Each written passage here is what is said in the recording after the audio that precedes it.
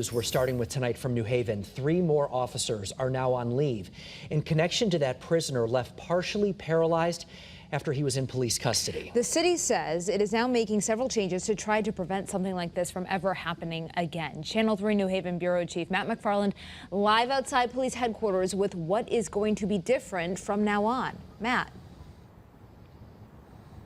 Well, Stephanie and Mark, you can see one of the police vans behind me. 2 officers were placed on leave right away. 3 of them now joining them. 3 who were also working in the lockup on Sunday night when this happened. Now, when it comes to the police vans, New Haven's mayor says they're not only making sure all of those vans will now have seat belts going forward, the city says it's also going to spell out clearer instructions for officers when it comes to seeking medical attention for someone that's being transported.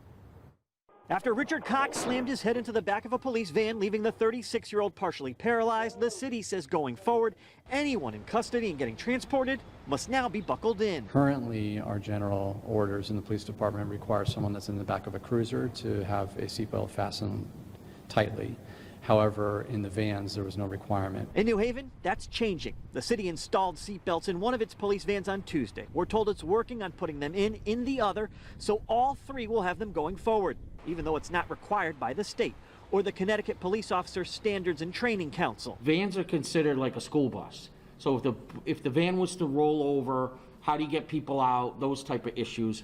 So we had the loops on them, so when you cuffed in the back, you can hold on. But Cox wasn't and went flying after police say the driver, Officer Oscar Diaz, who was going 11 miles over the speed limit, had to slam on the brakes to avoid an accident. While Diaz called for an ambulance, he didn't stay at the scene per department policy. Once at the city lockup, Cox was pulled out of the van, processed, and then dragged to a holding cell. Diaz and Sergeant Betsy Segui were placed on administrative leave earlier this week.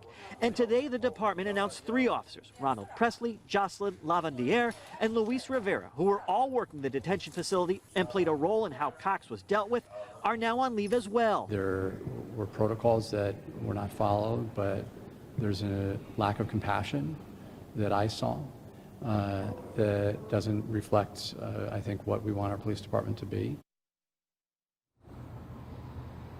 Now, while those 5 officers are on leave, the Connecticut State Police will be heading up an investigation looking into whether or not there is a criminal aspect of how the New Haven Police Department handled this incident. We're live at the mobile newsroom in New Haven. Matt McFarland, Channel 3 Eyewitness News.